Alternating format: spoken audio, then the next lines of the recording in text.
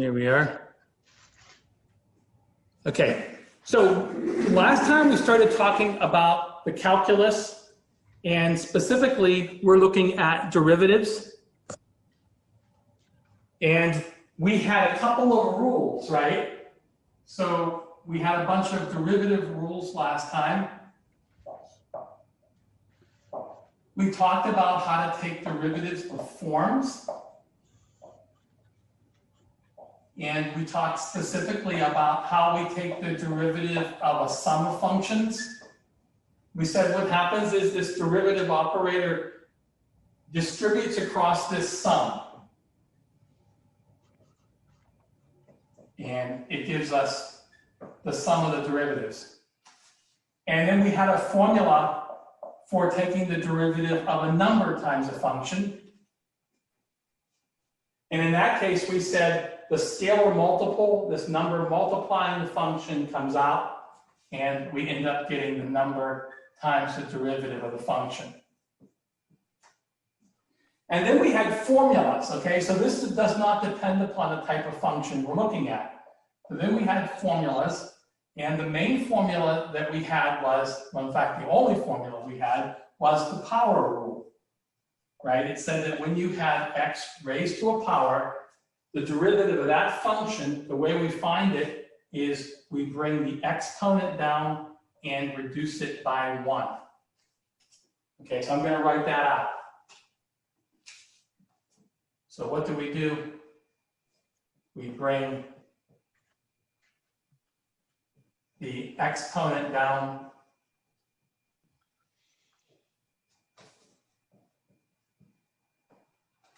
and then we reduce the exponent by 1.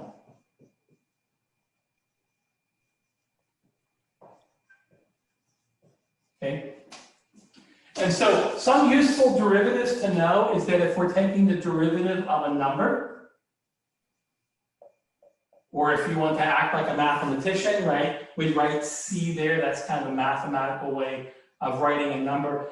Just denoting that we're looking at a constant, right? That's the C, a constant. We're going to get 0. That's a useful result. And finally, if we take the derivative of x with respect to x, we'll get 1. And I'm going to work some problems today. They're going to come from that handout that I posted in the announcements. So I hope you've downloaded that. If you haven't, go ahead and go to the announcement, the last announcement, and go ahead and just download that now. And we'll work a number of problems.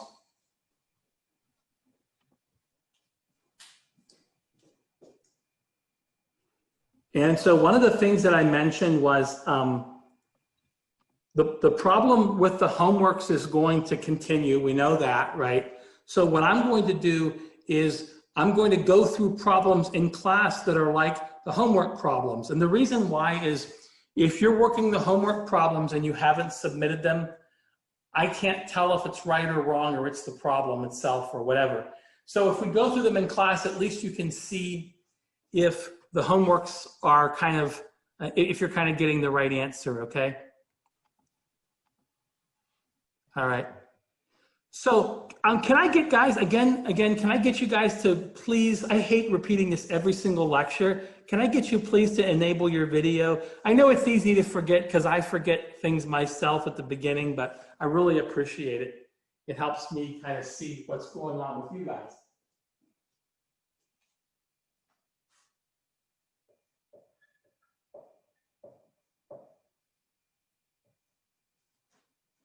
And what I'm going to do now is just kind of go through those problems, okay, that I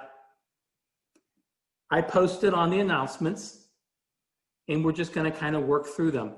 I'm going to go through the first one, and then I'll just call on you guys to kind of work the rest of them, okay? So here's the first problem. It says y is equal to minus 5x to the 4th plus 12x cubed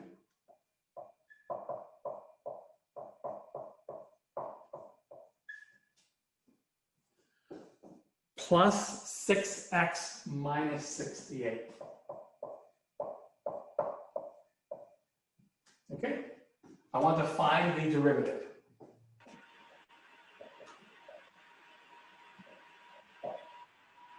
And sometimes this is said different ways, right? So sometimes people say find the derivative. Sometimes people will say find y prime, find dy dx. These are all alternative ways of saying the same thing. Now, I want to show you a really simple way of doing this, okay? One way of doing this is to go through our rules, is to start with the forms, okay, and say, I have a sum of terms, so I'm going to break this down as the derivative of each of these terms and then factor out the constants. But I'm going to show you an easier way. What I'm going to do is I'm going to look just at the derivative of the x portion of each term. Okay? And I'm going to work that out first. So x to the fourth, well, this is x to the fourth. 4 is my n, right? So how do I take the derivative? I'm going to bring the exponent down. So I'm going to bring the 4 down.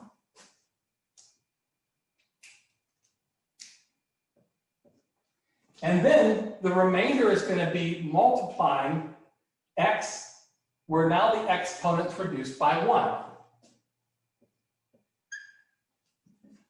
And I'm going to do that for each of these x factors, okay?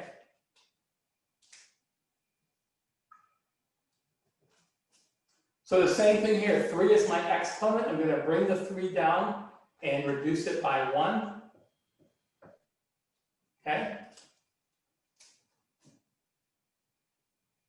X to the first. I'm going to bring the exponent, which is 1, and have x to the 0. And here, notice what this is. This is actually 1. This is x to the 0, right? And I already know that when I take the derivative of a constant, this is one of my rules right here. Okay, you guys can see this rule? Make sure that everyone can see the whole board. What does the last exponent say? 1x, is that a 6, 0? Here. Or top right. Is that 1x 0? Exactly, right. So I brought down the 1, and then I reduced the exponent by 1. I'm going to get x to the 0, exactly. And this last term is going to give me 0. This is a constant, so this whole thing here is just going to give me 0. And now we're done with the hard part, okay? So what I've done is I've taken the derivative of the x portions, and now I just bring down the numbers multiplying it. Okay?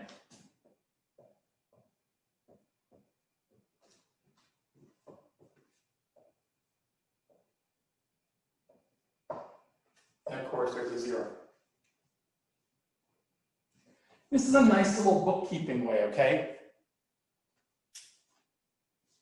And of course, now what I would do is I'd simplify it, right? I'd go ahead, I'd multiply out the numbers for each of the terms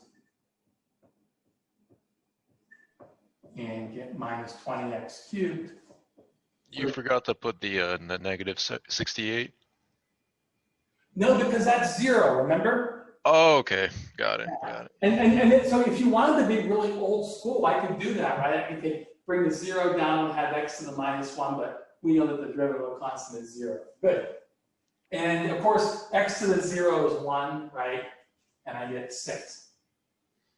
And there it is, and all of its savage splendor. My final answer. Okay. And so there's more than one way to cat a skin or skin a cat, one of those, okay? You could do it this way, or you could break it down into terms, right? I could say I'm going to take the derivative of this, plus the derivative of this, plus the derivative of this, minus the derivative of this, using that rule. And then for each of these terms, I could factor out the factor and then take my derivative, okay? But I've kind of cut to the chase there and just done it all in one step. So how's that looking? Does that look okay? Seem okay? Okay, let's go ahead and try another one. So I'm going to move down to the next problem in the handout that I posted. This is problem 2.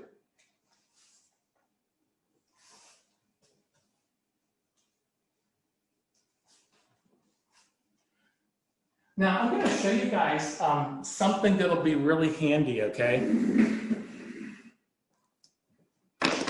So suppose, for example, you're working the homework and you write down the answer and verify says you're wrong. Well, we know you might be wrong, okay, but you might not be. So how can you check yourself? Oh, by the way, Ryan, Vincent, Nick, Nella, Yusin, could you please enable your video? It's so hard talking to a black screen, seriously. I really appreciate it. And let's just do this as the standard from let's do this as a standard from now on so I don't have to say it each time, okay? Everyone's good. Ryan, Yusin, Nick? I just got a cam today. Let me plug it in. Excellent, excellent. All right. Many thanks. Okay, I want to show you something. So you're working the homework, you think you have the right answer, verify says you have it wrong. Well, maybe you do, maybe you don't. I'm going to show you a website you can go to check your answer. So there's a guy called Wolfram, Stephen Wolfram, and he's a physicist. He thinks he knows everything. He's a pretty smart guy. And I'm going to show you this website that he has. And actually, there's a bunch of places that have this. He's not the only one, but he's actually really good. Let's see if I can share screens. Here we are. No problem, Yusin. Thanks for letting me know. I appreciate it. Okay. Okay, you guys can see my screen now, right? So there's this, if you type in Wolfram Derivative, okay, and you go to the first link here, this is a program that will symbolically evaluate derivatives. Now, calculators can do this also, okay? So you type in derivative, and you have to be a little careful with how you type this in. In fact, let me go ahead and I'll enter the problem that we just did a second ago, okay? So you can see how it works. So it was -5 times x to the 4th. You use that little caret sign, right? Excuse me, plus 12 times x cubed. Plus 6x minus 68. And I think if you don't put the times, it still recognizes, okay? And then you hit this little thing right here, this little compute button, and it gives you the answer, which is right down, takes a little while. And there's my answer, okay? Just like we got. Now, a couple of things, okay? You can use this on homework. You can use this when you're studying. You can't use this on an exam. You can't use this on a final, obviously, okay? There are calculators that do this. So I'm not showing you anything new, but I do want to make sure that everyone has access to the same tools, okay? So again, if you want to check yourself, and this video will be posted, you can go back and see how that's done, okay? That's kind of a nice thing to be able to do, don't you think? Okay. All right. So moving forward, let's look at the next problem. 15x cubed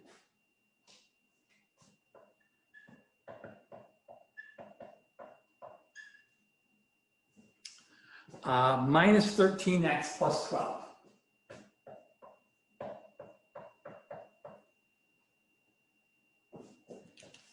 And let's see, who should I pick on today?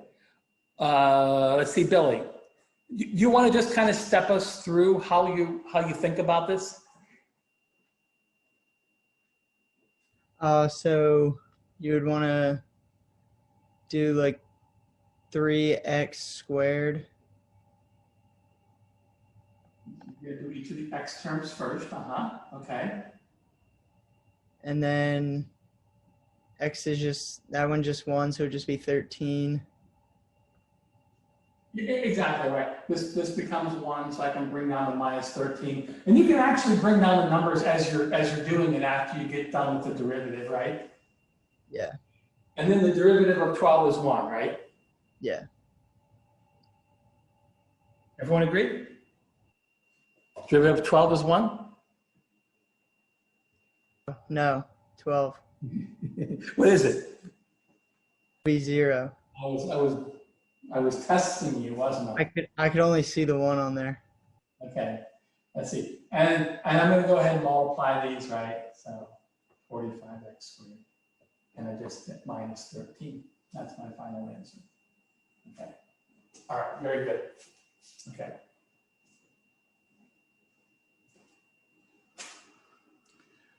So let me kind of mix them up a little bit.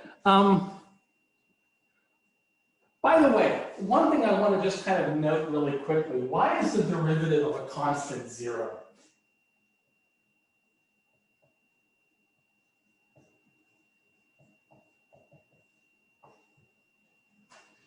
And so what I want to do just really quickly, I want to go back to the thing that we talked about when we were talking about the geometrical interpretation of a derivative, right? So this is a function. It's the constant function, right? So this function looks like this. This is the function f of x is equal to c.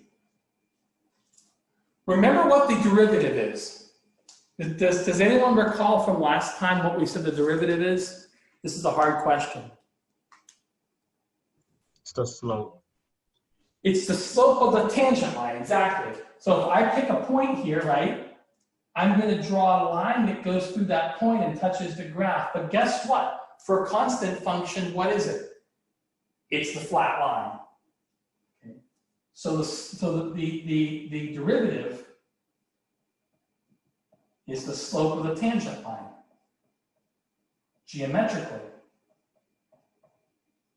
But the tangent line for a horizontal line is a horizontal line, and that slope is 0. It's always a good idea to kind of understand why things are the way they are, right? Like it's not, I'm not just telling you this time. Okay, good.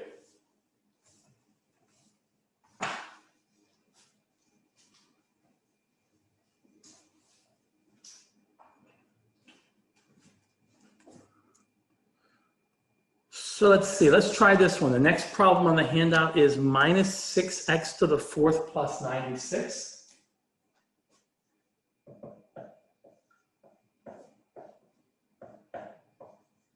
What did I say, 96, is that right? Yeah, 96. And let's see, who should I call on? Oh, let's see. What about Nella? You want to just kind of step us through. You don't have to have the whole thing worked out. Yeah, so minus 6 multiplied by 4x on third plus 0. Exactly.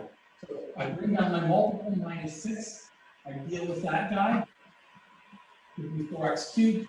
And the derivative of a constant we know is 0. That's one thing that you want to know cold, okay? And I just go ahead and multiply them out. Plus 0. That's it, right? Mm-hmm. You guys are too good. I have to give you a hard one now. Okay. Who wants to do a hard one? Anyone? Nathan, you look like you want to do a hard problem. Looks can be deceiving. Okay, I'm going to write it up here. I'll write it up on the board and let's see if anyone is brave enough to attempt it. Let's see, y is minus x8 to the 4th.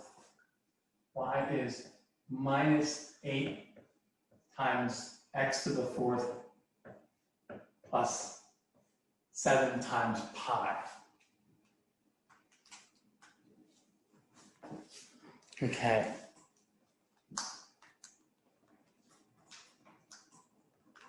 I get to sit down and let you guys work.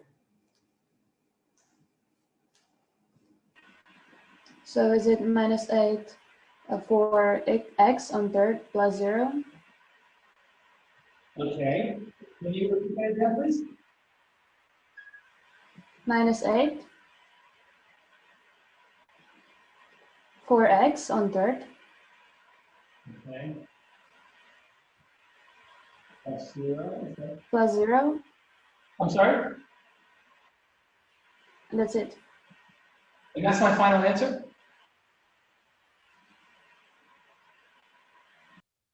What's going on here? Just to make sure that we know exactly what's happening. What's happening here?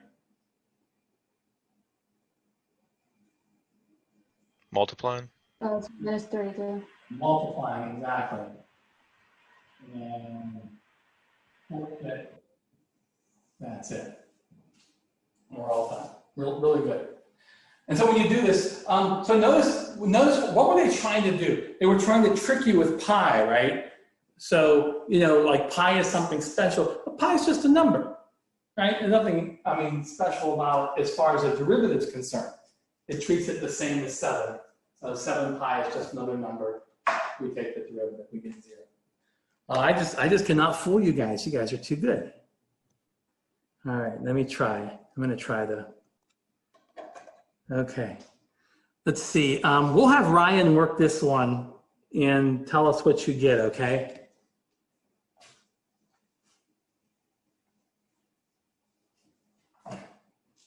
So we want to find the derivative of y is equal to 1 over 4 x to the 8th plus 1/2 x to the 6th minus 9x.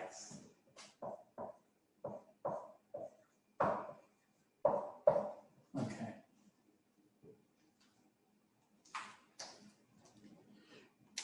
You want to step us through your thinking, Ryan?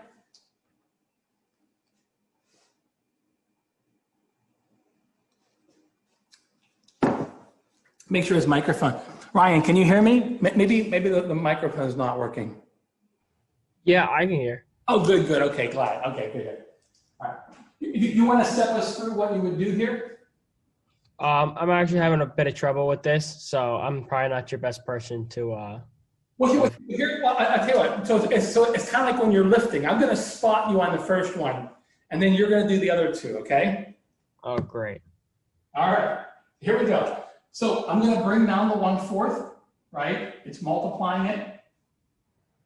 And then I'm going to take the derivative of this. And so the way I do that is I follow my rule, right? My rule says when I get the derivative of x to the n, I bring the n down. So here my n is 8, right? So I'm going to bring the n down, bring my exponent down, and then I'm going to multiply it times x to the, and now I'm going to reduce the exponent by 1.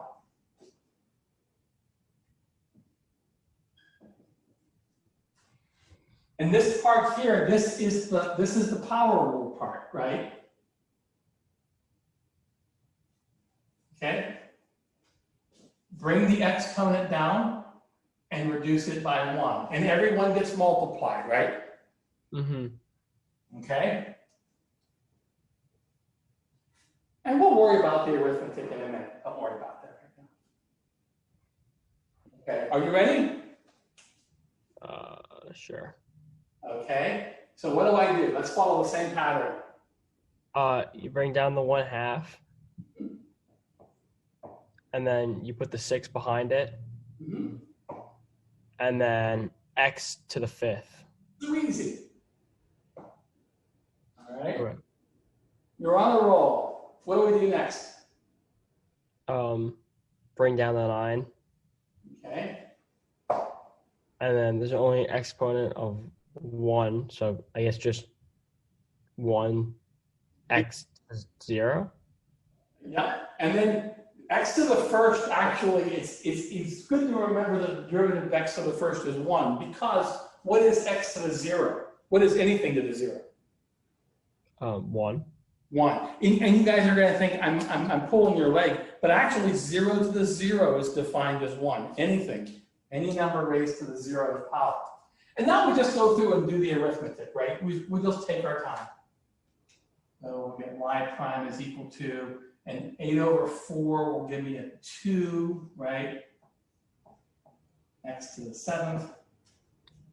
And 6 over 2 will give me a 3. I'm going to change colors there. And finally, I get a minus 9. And there he is. Piece of cake, right? Yeah. All right. Okay, let's see. Feng Yu, I'm going to choose you. Is that okay? Okay. All right.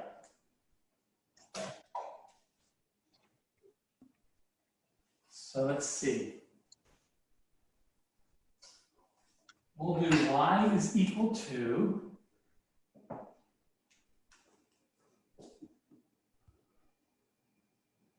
6 times the 7th root of x.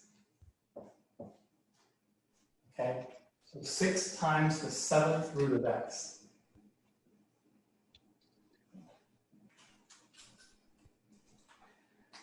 So go ahead and just kind of step us through what you're thinking, okay?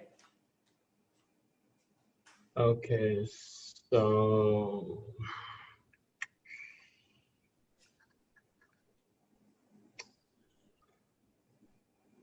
well, I don't know how to even get started.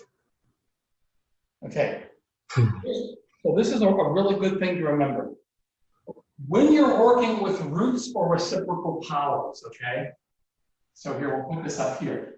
When you're working with roots, you always want to do what? You want to convert them to fractional exponents. Why? Because the only thing I know how to take the derivative of is x to a number. I only know how to take the derivative of exponents, right? So I'm going to write this as a fractional exponent.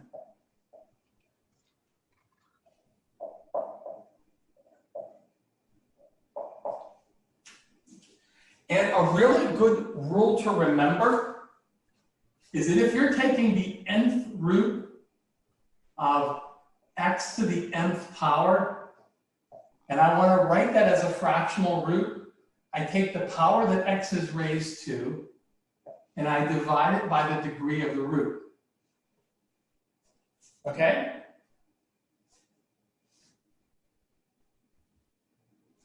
And so let's do that first before we do any derivative taking, okay? So I want to write this as a fractional root. I'm going to use this formula, right? So can you see what we're going to get here? Is it going to be 1/7? Bingo, that's it, right? Okay. If there's a 1 here, that's right. There's a 1 here. And it becomes 1, and the root is 7. And that's it. When there's nothing there for the degree of the root, it's a square root, which means it's really a 2, right? Okay, now we're ready to take the derivative, okay? So what am I going to get? How do I do that? 6 times 1/7 times x, and then x to the 1/7 minus 1. Yeah. And I like the way he did that, and I'll tell you why. Because it's incredibly easy to make a dumb arithmetic error, okay? I can make that myself. However, if on the exam, if I was doing it for points as a student, I would write everything out. That way, even if I make a dumb arithmetic error, when I'm grading it, of course, I wouldn't be making the error if I was grading it. I'm talking about you, okay? If you were to make that error, but you were to write this, I would say, I can give you credit for knowing the rule. And then I would only take off for that little arithmetic error, which would be just a little bit of points, okay? Always a good thing to write things out. And now we just, figure it out. So this is 7/7, right? So I'm going to get x to the minus 6/7. Okay. Am I done?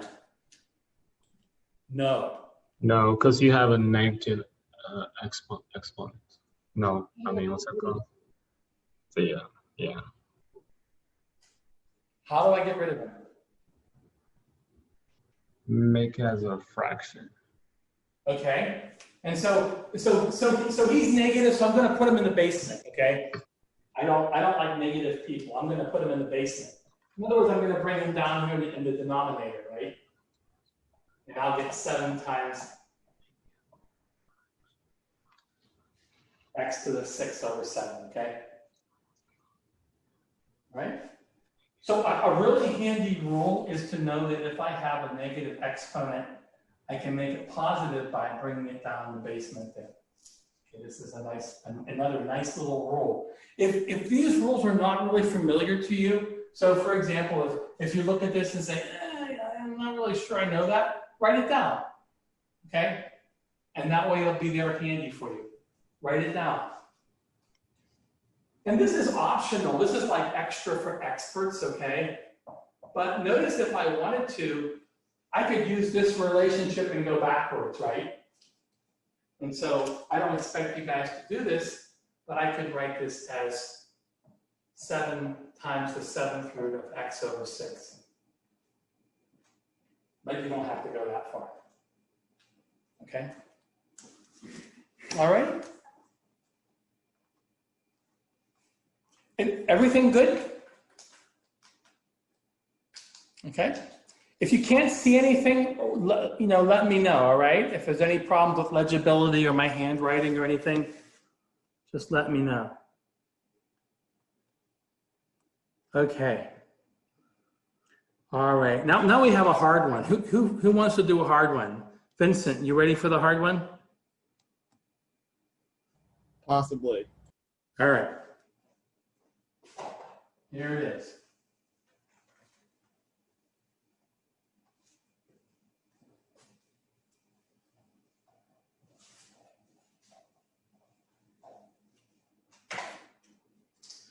Okay, so our function is y is equal to the square root of x minus the 10th root of x plus the cubed root of x. All right.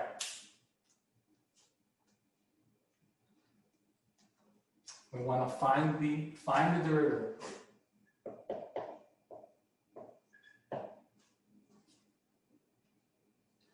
Okay, so the first thing I'm going to do, I have to do this anyhow, is I'm going to write the roots as Fraction. exponents, right?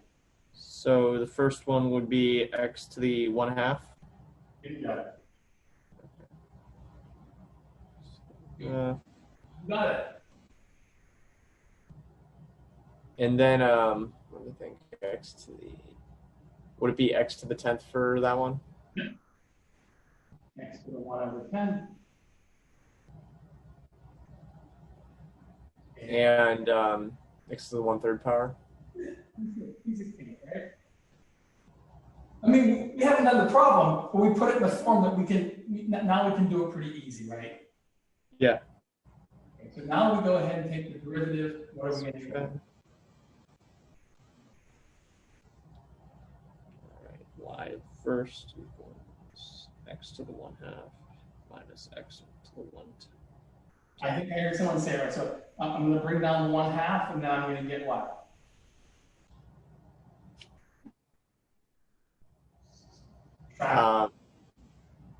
Negative 1/2. So, okay. Who wants to do the next term? Let's see. Jacob, you want to try the next term? What am I going to get through here?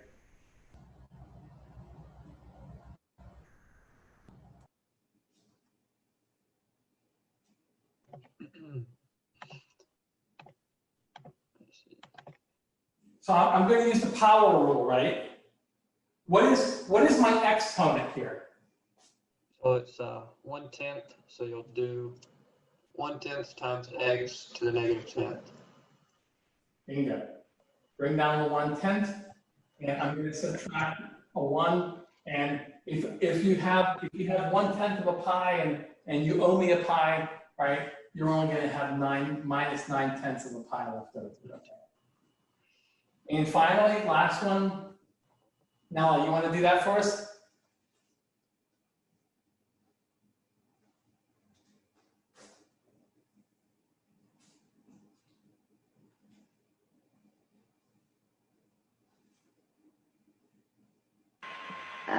So it's 1 divided by 3x on 2/3.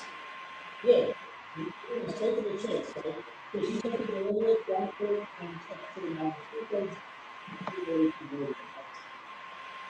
So we're going to do the same with these, right? We're negative, we're going to x to the positive. Very good. Right.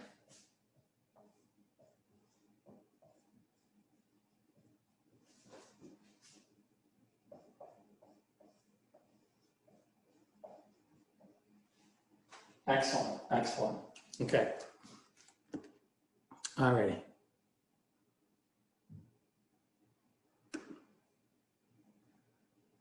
Okay, everybody is good on that. Anything we want to talk about here?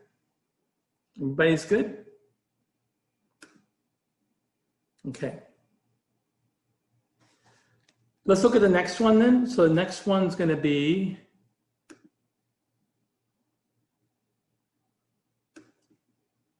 I'll tell you what, let me give you some hard ones, okay? Let's do some harder ones, kind of near the end, all right?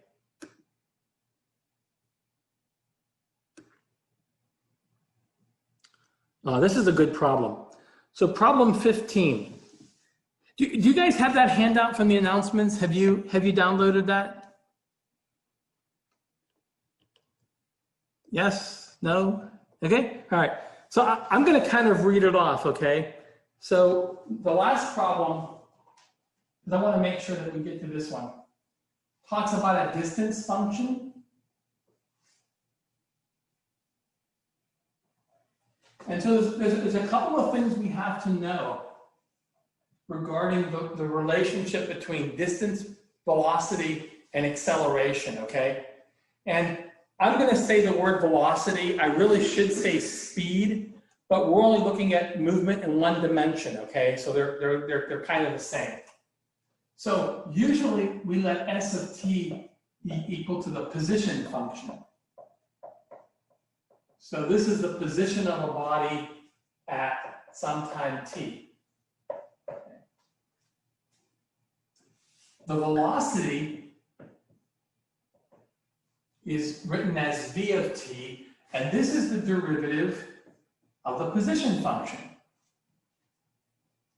And we all know that when you think about it, right? Speed is distance over time, right? Like miles, okay, distance per hour, time. Acceleration, we write as a of t, and this is the derivative of the velocity with respect to time. So this has units of length per time squared. Okay? And so now that we kind of have this notation, they give us the position function. So we're given the formula for a position function. S of t is equal to minus 5t cubed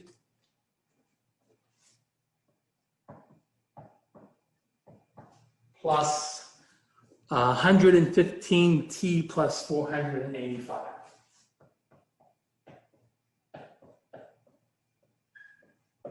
Okay. So you have some particle moving along a line, okay? And this tells us the point on the x-axis, okay, at a time t.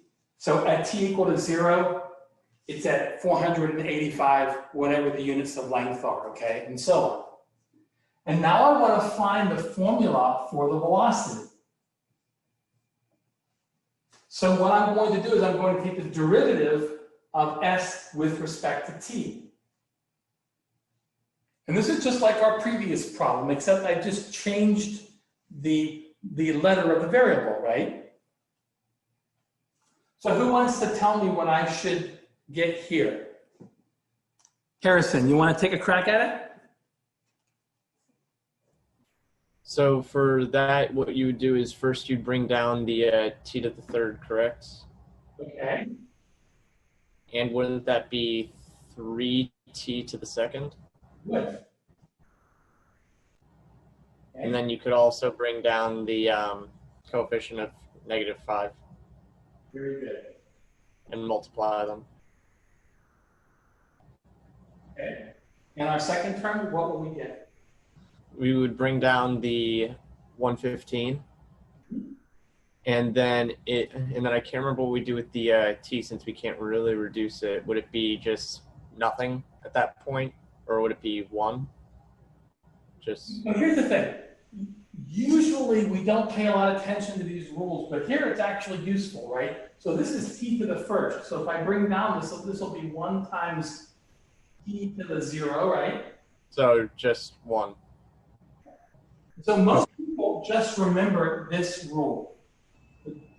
If you're taking the derivative of a variable with respect to the variable, and I don't care what you call it, you can call it x, p, Ukraine, I don't care, okay?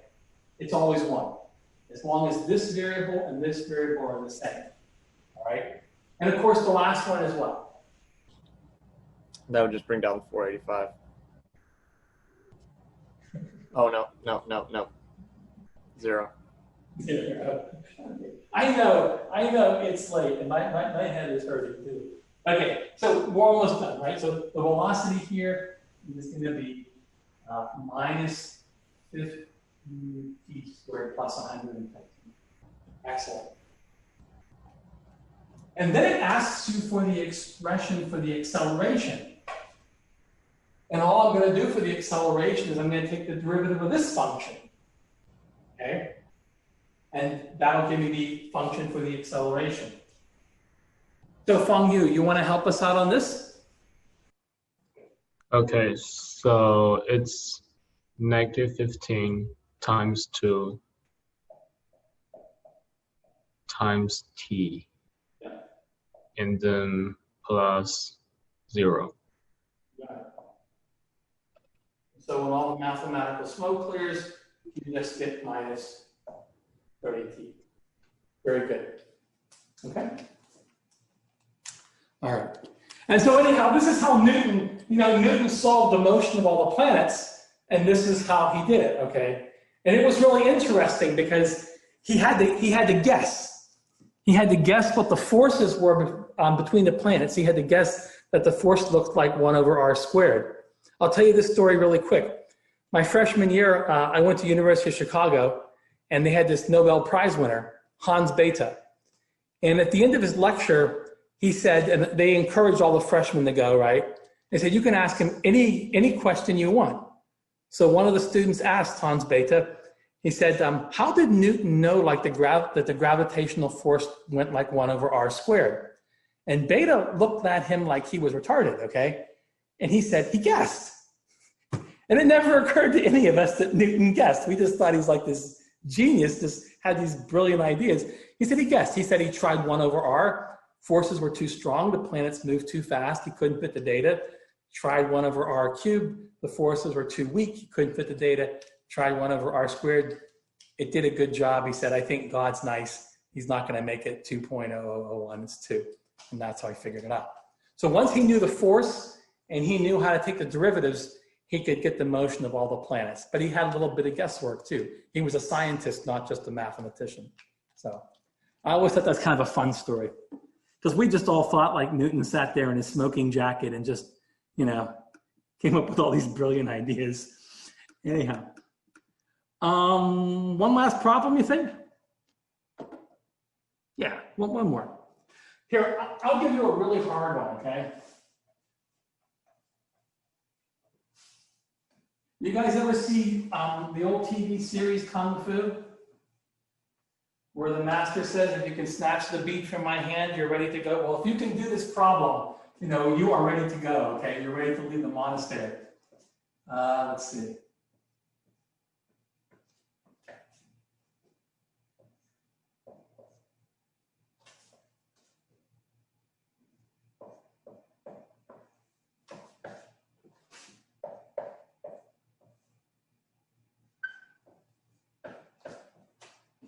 But if you get it wrong, you have to stay here another hour. Now, understood. Okay. So why don't we break it up in pieces? What do I want to do first? And this is important, okay? No joking around now. People say, how do I study for an exam? What you want to do is you want to think about how to set it up, okay? What is my first step here? It's not taking a derivative. What is it?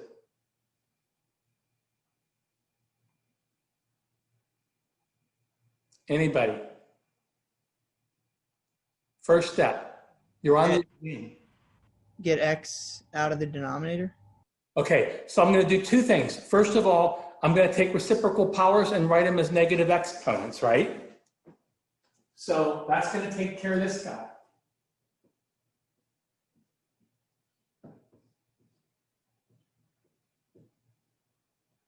And it's minus 1 over 5, right?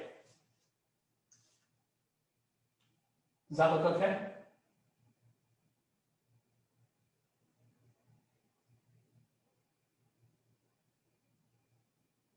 Negative, just the negative fifth.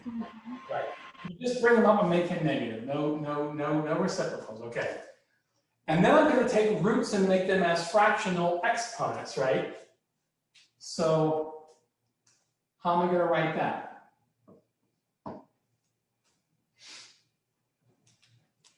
Let's see, Nathan, what am I going to write here? How do I write the 7th root of x to the 5th as x to a power? Sorry, that would be 5 over 7. Perfect. And notice this is a two-step problem, right? What do I have to do first? Reciprocal. And notice reciprocal will work when I actually have it already as an exponent, right? But I'm going to have to write it as an exponent first. So what's that going to be?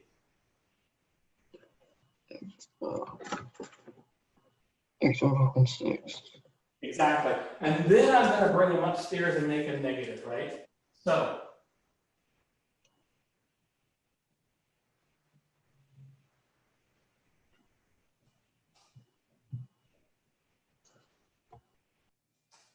and then pi, and I'll bring him up and make him negative, right?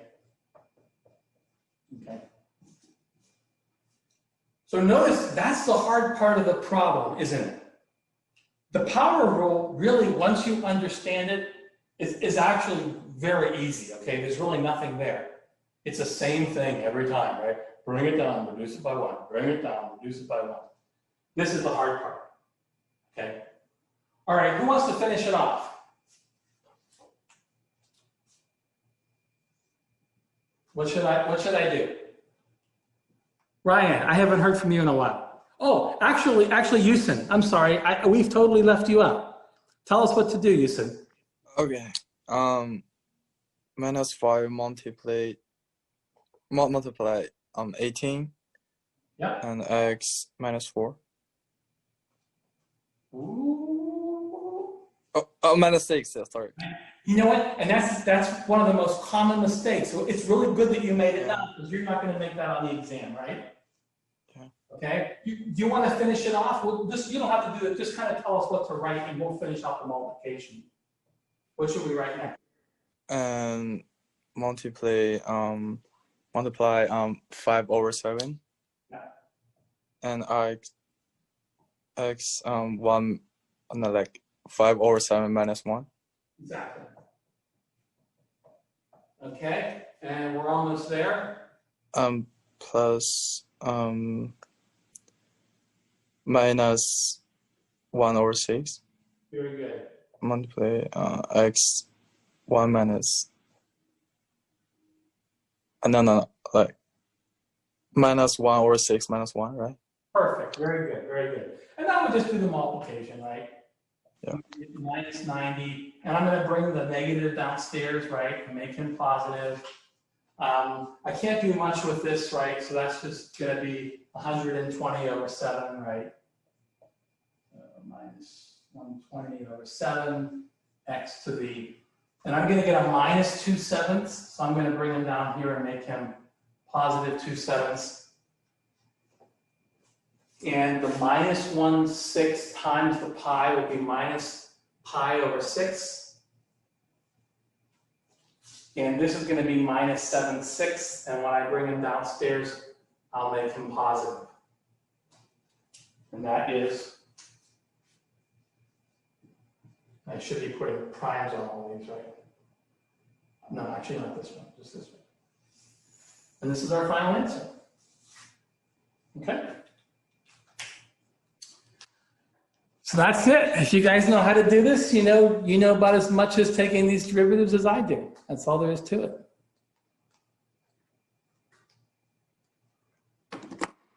So we've finished up how to take derivatives using the power rule, and on Friday I'm going to go ahead, just like I posted the problems to do today. I'm going to post some problems for a test review, and then on Friday we'll go through some of those. And I'll post those problems probably early tomorrow. So be on the lookout if you want to work them out. And if you can get them all, you're good to go. You don't have to attend. But if you're not, then probably not a bad idea to tune in and we can ask questions. All right? All right. That's it. Okay, if you don't have any other questions, I'll hang around. But if not, you're free to leave of your own recognizance. Professor, do we have a verify homework this week, or is it just a test review? I think so. I think that's the I think that's the homework. I think that's the verify homework, the test review. So okay. Yeah, I think you have a reading quiz. There's only 2 assignments, right? So the reading quiz, and then the verify will be the test review. Yeah. So fingers crossed. Thank you. Yeah. Okay. Have a good one, guys. Goodbye. All right. Take care. Yeah, the canvas. That's what there is. Okay, I'm going to stop the recording really quick.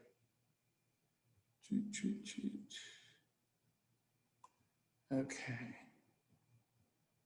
There we go.